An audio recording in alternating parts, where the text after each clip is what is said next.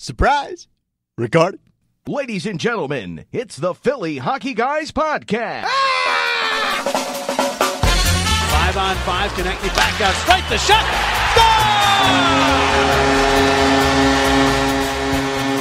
Belmar toward the net, it's blocked out. McDonald wandered in, he got it back to Belmar for the shot. He scores!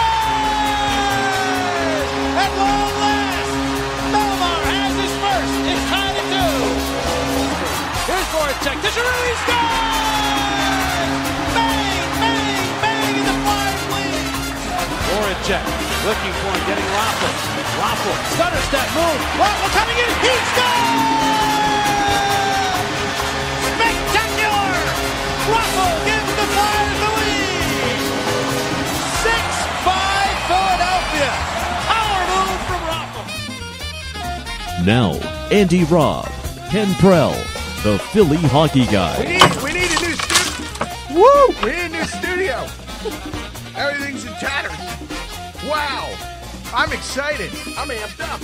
You dropped the highlight. I did. And a pen. Oh, no. And a pencil. Oh, no. We decided to make another show. Well, we had to after last night. My God, was that a game. Yeah, we said last night, we're like, yo, there's no way we can let this weekend go without having a little bit of time to talk about the game last night. So welcome once again to the Philly Hockey Guys Podcast. It's exactly what we talked about yesterday. The effort in this team, they never give up. Here you go. Here's your highlight. Oh, thank you very much. I need that to highlight some of the notes. And, of course, as always, where we last left us, I'm Andy Robb. I'm Ken Prell. Thanks a lot for joining us, as always. So, yes, it's no secret. Flyers now 7. 7. They're in heaven. We should have used the theme song to Seventh Heaven. That was all over Facebook and Twitter last night. Seventh Heaven. Was it? Yeah, I saw it. I saw it quite a few places. I was just on Twitter and Reddit last night for the game, and wow. So there you go. The streak continues to 7 games. My, what a performance. Yeah, I mean, it certainly wasn't easy. Flyers kept putting themselves in not great situations, but kept battling back. Yeah, I mean, that's the thing. That's the real thing that made that game so special. I mean, because it's like, yeah, anyone can get behind, anyone can get themselves in a hole, and it looked like for a while they were. Because you're like, oh my God, is this team seriously about to lose to the Edmonton Oilers? But then all of a sudden, that second period, towards the end of it, they just came out. Well, yeah, I mean, they fall behind 2-0, come back, get the lead 3-2, then fall behind again 5-3. But they just kept fighting. Somehow find a way. Yep. And like that really touches on all the stuff that we mentioned on the show yesterday with the resiliency of this team. And really, I'm telling you, man, they are buying into whatever the hell Hackstall is selling. I mean, the last 2 games, you look at it, and it's like, all right, the guys didn't really have a great effort against Florida. Mason comes up huge,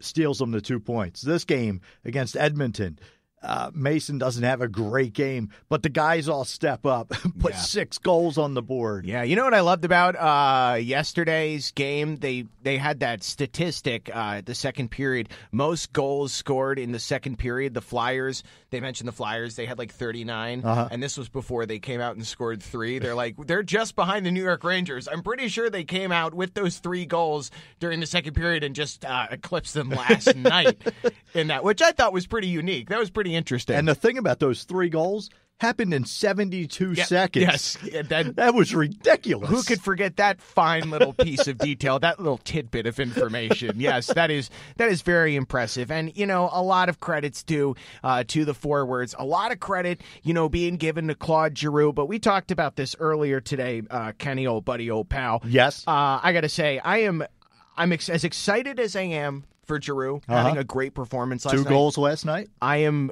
even more excited for Pierre-Edouard Bellemare. Getting his first goal. Yeah, and, talk about a workhorse. Talk about a guy who gives It's been a long time. 110% on every Absolutely. shift, though. I mean, and, I love the guy. And when they re-signed him, we talked about this like a year ago on the podcast. He's one of those guys that you need on your team. And speaking of which, if it's been a while since we've addressed him, but if he's still out there, if our friend all the way in Bordeaux, France, if Patrice is still listening to the show. That's right. I forgot about Patrice. Yeah, we haven't heard from him for a while. Happy holiday greeting to Patrice. Belmar getting that goal. Always think of our listeners that may or may not be tuning in overseas. So that was really, really cool. Vive la France. Yeah. And how about Voracek? 4 points last what night, about tying a career high. I mean, just the setup on the game-winning goal. I mean, just, put the pass perfectly against the boards for Raffle to take, and then Raffle with that nice little stutter step. Voracek's beard is great, but how silly does he look when he has the strap on the beard? Like, I was just laughing at him last night. But that's him. I know. He's such a dirtball. It's fantastic. And I'm just glad 93's on our team. You just see this massive orange facial hair with just this black strap going underneath it. And it's like, at least he tried. He tried to strap it to his chin. So he's amazing. He really is. Yeah, and I said it before on Reddit. We've said it before on the show. And he did an interview last night with Bundy. Okay, I missed that. Yeah. And we said it on the show, man. Jake Voracek could do a book on tape narrating an owner's manual for a 1992 Ford Taurus, and I would buy and listen to that shit because, that guy could say anything, and I would listen. It's literally. He's amazing. I'd love him to read anything. Yep. I mean, just like I said, all around great game. Now with that win, currently third in the Metro Division. 35 points now on the season, so they're just keep creeping up. Only, a couple points, 2 points behind the Rangers and Pittsburgh now, right? Yeah, I mean, you just check NHL.com today, and that's where we're at, and pretty good. I know it's only December, but it's kind of fun looking at the standings and seeing where they are, considering that how slow this team has started over the last couple years, and really started slow at the beginning of this season. Yeah. But man, have they picked it up in these last 7 games? Yeah, I mean, they certainly have picked it up over the last And it's fun to watch. These games are fun to watch. That was one of the most exciting games. And talk about for the NHL.TV free game of the week. Speaking of which, I didn't have any blackouts for that, so I was able to watch it. But did you have trouble with buffering? Yes. A lot of people had trouble with buffering. Yeah. That was pissing me off. So, I kind of looked at some of the other places where I do stream, and I ended up on there because of the buffering issues. And something happened last night, and they're like, the fans here, Bundy's like, the fans here are livid. Just take a look at this, and the screen is just locked on Giroux. Like, it just froze, and I'm like, what? What do you want me to see? What happened there? What am I missing? I'm screaming at my Xbox, an inanimate object, asking it, why are you doing this? I'm expecting it to answer me. It's like that woman with that bear that was destroying the kayak. Stop it, bear! Oh, that's a great video. But yeah, no, that buffering, and it seems like a lot of people had problems with it yesterday, but I digress. But for a free game for NHL.TV, that was one of the most... It's a great showcase for the NHL. That was one of the most exciting games I've seen all week, or in a while, and I'm sure a lot of people would agree. The sad thing is that what a lot of the league got to see was McDavid being a bitch. Yo.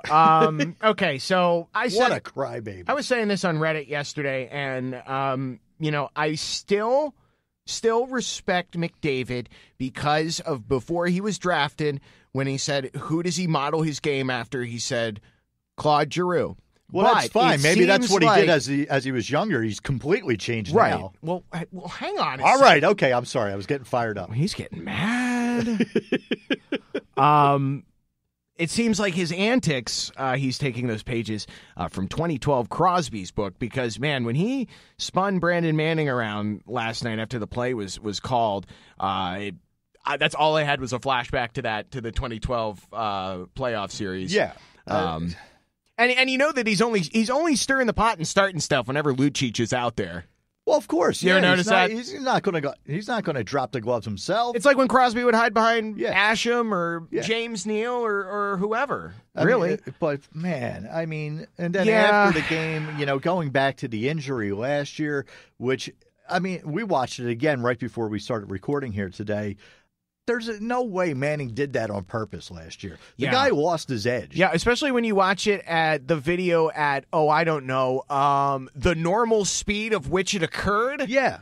I mean, it was just one of those like, all right, man. freak accidents that happen in the NHL. But then to call Manning out afterwards and say that, oh, yeah, he was, one of the most classless players I ever played against. Hey, Connor, shut up! Yes. No, but really, I mean, what we saw last night was a peek into the future of the greatest rivalry in the NHL. Two generational talents. McDavid v. Manning. Dawn of Justice. Yo, I'm looking forward to the next time that they play. And Hackstall was wise on it. He kept deploying him every time you had McDavid on the ice. And some people, some of our friends and neighbors on Reddit and Twitter also, I forget who, said if he's that thin-skinned and if he's that easy, then keep doing it. Well, that's it. I mean, that's, perfect. I mean, that's how you strategize against it. And like we talked about it yesterday, it's what they did, what Provorov did to Jágr the other night. It also seemed like Giroux was really playing a captain's role last night. He wasn't phenomenal during the game. last night. I mean, in terms of Manning, I'm talking about Manning. There was a shot of him, and they're on the ice, and he's like telling him, he's got his hand on his shoulder. Yeah. He's like, dude, I think he's saying to him, like, don't let it get to you. Don't let him get under your skin. Yeah.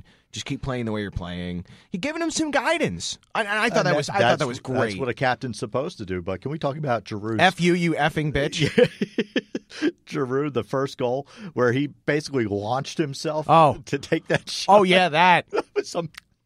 That was fantastic. I could watch that highlight over and over. Not as impressive as the behind-the-back no-look goal, but it is a that close was pretty second. good. Yeah. That is a close second. Connor McDavid has a bit of a mouth on him. A little bit. He should watch that language. Yeah. Oh, look, you got rid of the Captain America language button. We don't even have that shortcut anymore. This would have been a perfect time for it. Jesus Christ. Hackstall, what do you have to say? Real disappointed. Yeah, so am I. Son of a bitch. You ruined this whole... We can't have everything in life. You ruined this whole bit. No, I traded it for a 7-game winning streak. Wow, man. So, McDavid. I don't know. Look, I'm not going to deny it. The guy's a hell of a talent. Sure. But he's fast. Boy, is he fast. And no matter whenever he's on the ice, I mean, the puck just seems to find him. He did do something before all of this Manning stuff happened, and I don't even know if you noticed when it happened. Play got whistled on. Oilers were blatantly offsides, and McDavid was arguing with the referee about the call. He was blatantly offsides. Yeah. And he's just like chirping at the ref, skate next to him, being like, well, how about him tackling Provorov later on in the game and no call against McDavid? Oh, that should have been at least like a penalty shot. Or at least 2 minutes. I mean, it was really getting to the point where it was really frustrating last night. But in the end, we got the win. Check the score. Got fella. to 2 points. Woo! That's all that matters. That's right. Yeah, you better believe it, dude. And they're going to go for 8. Yep, tomorrow May as well afternoon. Preview this. Tomorrow afternoon, 1:00 start. Nice on a Saturday. Now that college football is kind of winding down, so you can get some good hockey against Dallas tomorrow. I think it's gonna be a good game. It might be a little evenly matched, but Dallas has kind of been a little bit on the skids lately. Well, I mean, they're a 500 hockey team right now, so and they're in the tough West. We'll see. Which Flyers team comes out tomorrow. Is it the team that puts up all these goals, or is it the defensive juggernaut? I don't know. But whatever it is, these last 7 games have been fun to watch, and hopefully it continues tomorrow. Yeah, especially last night. Like, wow. But yeah, the whole. I'm still kind of hung up on this.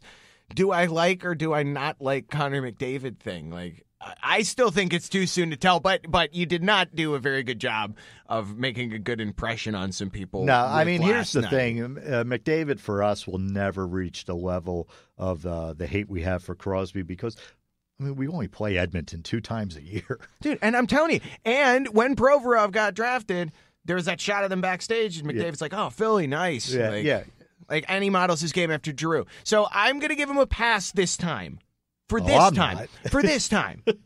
But that's it, man. After that, the podcast Hammer of Justice comes down, which means absolutely nothing. Hammer of Justice? Oh, no, not that Hammer of Justice. No, that's a different Speaking of which, I mean, I'm glad he's being good, but I kind of miss Night Court. All right, shut that off. Hey, before Of the course, game, McDavid's not going to go to night court. No, never. No. Before the game tomorrow, 8 a.m., Flyers are going to release the 2000. Oh, there you go. Sorry. Okay, all right. Yeah, that's right. I They're should have waited. I should have waited for the breaking news sounder. That is my fault. All right, breaking news. All right, I'm sorry. The breaking news, the 2017 Coors Light NHL Series jersey is going to be released, which I didn't even know they were going to release a new jersey. I thought that's what the 50th anniversary jerseys were for. Yeah. So I was kind of under that impression as well, but Pittsburgh is getting their own special stadium series jersey. It looks like a bottle of mustard. I haven't seen it yet. Oh, it's just, oh, it's straight. No. You want to see it? I'll show it to you right now. Okay, yeah. Here. But, tomorrow at 8 a.m. is when we'll get a chance to look at the NHL Stadium Series jerseys. Oh, man, they are awful. They're awful, right? And look at this. So it's got like this construction zone font. That looks terrible. It looks very. But now they're talking about supposedly what came out is the Flyers, like a look at it on Amazon. It's black. It's all black with a little orange. So, you know what? I know you don't like it. I kind of like these jerseys a little bit. I don't know. I think it's. I don't know. And they're supposed to have black numbers with a black. It just. I don't know. Why don't you just go with the classic? Why don't you go with the old Hextall Lindros black jerseys with the orange trim and shit? Those were you could awesome. do that. Those were flawless jerseys. Yeah, well, there's no white in these jerseys, so that's these are straight black and orange. No white in any. Whoa. So look at that. Yeah, you're right. Yeah. Except for on the crest. Except for Yeah. Wow. And then the outline of the numbers. These kind of look more like practice jerseys, I think. They do. Personally, I like them. And maybe it's because I have such a dislike for the 50th anniversary jerseys. See, you know what? I've gotten used to it. I actually kind of like them. I can't stand them. From a distance, they look great. Well, from a distance, if you watch any of the streams of the other team, all their announcers usually complain that they can't see the numbers, the gold numbers. Yeah. So it's difficult to see. I just don't. I'm not a fan of the 50th anniversary, but these if this is actually what they're releasing tomorrow, then I'm kind of a fan. I kind of like them. I would have been perfectly satisfied with the 2012 Winter Classic third alternate jerseys if they just went with those again. Love. If they went with those again, they'd be fine. But this isn't as hideous as the Pittsburgh one, and I'm not even being biased. The Pittsburgh that one looks terrible. Oof. Yeah, that does not look good. Ugh, trash. And then again, Then again, you got a penguin wearing skates and gloves, holding a stick. So it's pretty stupid in and of itself. Why does a penguin need gloves? Yeah, really. They're used to the cold. Yeah, it's ridiculous. And none of it makes sense. It's ludicrous. Can we go back to those jerseys real quick? Because you're saying that it's released tomorrow, 8 a.m. Now, does that mean that they are going to be unveiling the design, or will they actually be on sale? Do you know? Oh, I have no idea. See, I don't know either. I only had half the breaking news. Okay. It doesn't say if it's going to be on sale, but I would imagine. Well, it says it will be released tomorrow, so I don't. So I would know imagine it would means. probably be on like Amazon or shopNHL.com. Yeah, or maybe if you're down at the Center for the Game. Yeah. They'll probably have them on sale at the Flyers Flyers Zone. But yeah, I like them. They're okay. I would have liked a little bit more orange, I think. It's more black. I like more orange, I think. Make them look like the classic. What about like the 70s Broad Street Bullies Well, that's jerseys? what I was kind of surprised I'd like with to go the with numbers. those. I was kind of surprised with the numbers being all black. I thought they would have been orange, and then this, that would have gave you. Yeah, see, then you would have had. Yeah. But I guess the numbers on the sleeves are going to be orange, right? I don't know. So this the design that we're looking at, I mean, if it even is the one that we're thinking of, it doesn't have any numbers or anything like it, but it does look like a practice jersey. But it does have the Stadium Series pits that they look like they threw together in 5 minutes. That sucks. So what is this? The top is supposed to be that the bridge in Pittsburgh? That's it. Well, what else is there in Pittsburgh? There really isn't anything. It's the bridge, and that's it. Unless if you like ketchup and an outsourced steel industry. Those are two of my favorite things. Where is it? I mean, is this taking place at Heinz Field or PNC Park? Yeah, the place that Bain tried to blow up. Oh, okay. And killed everybody except for Heinz Ward, even though we know Heinz Ward isn't that fast and couldn't outrun the explosion in Gotham City. It's my favorite scene of that movie. It's pretty good. That's a beautiful voice. Oh, no, wait. If I want to do my Bane impression. Yeah, there we go. Yep. Such a lovely voice. I'm going to blow up Pittsburgh because the Penguins play there. Why do I talk like this? Is this the first time Bane's made an appearance on the podcast? I don't know. I have a bomb, though, and I will blow it up if Batman... I don't fucking know. This is terrible. That's when we know it's time to wrap it up. That's how you know it's time to stop drinking in the afternoon. This portion of the Philly Hockey Guys podcast brought to you by Hennigan's Scotch, the no smell, no tell Scotch, and it goes great when mixed with Canada Dry Ginger Ale. Ron Hextall's favorite. You don't have to be sweet to be good. Hexy was having a good time Canada last Dry. night. When he was with Pete Peters and Bobby Clark, he was just chomping on gum, laughing. Well, if we're going to go with another Seinfeld reference, it is what the holidays are about. That's a bunch right. of guys sitting around chewing gum. I would love to hear the conversation that they were talking about. Yeah, just to be a fly on the wall there. Remember how much we hate the Oilers? Remember how much Wayne Gretzky just ruined everything? Hexy was probably trying to get geared up and get down there and fight McDavid. Ooh.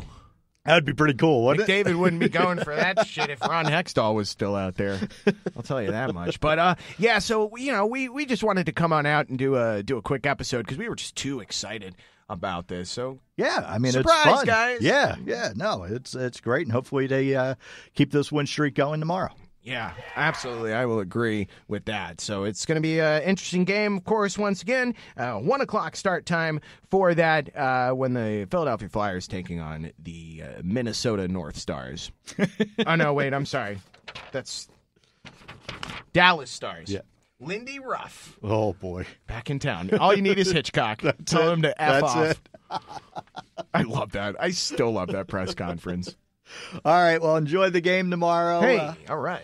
For Andy Robb, I'm Ken Prell. We are the Philly Hockey Guys. Thanks so much for tuning in, and we will talk to you, should I say next week? If this win streak keeps going and we're this excited, absolutely we'll get back in the studio. Okay, that doesn't make you sound good. If they keep winning, we'll do another one. This isn't a Penguins podcast, bud. This isn't a Blackhawks or Kings podcast. It's the Flyers podcast. Right. We're going to be here no matter I'm kind what. of in and out of the office next week, so I don't know. Wait a minute. What? Yeah. What are you talking about? Well, I'm sorry that we're having this conversation right now, guys. I did not know about this. What are you talking about? You're not going to be in the office. Well, I'm not in the office next Tuesday or Wednesday, so that's going to make recording very difficult next week. Why am I just finding out about this while we're recording the show? Sorry, I have another job that I actually have to do that pays me. You're saying that like it's an excuse. Because you just told me yesterday this doesn't pay anything. What, the podcast? Yeah. Well, this isn't even a job. So we don't have to fill out a W-2 for this shit. What are you talking about? Why has my accountant been taking money from me then for this? What the hell's going on around here? I think you need to find a new accountant.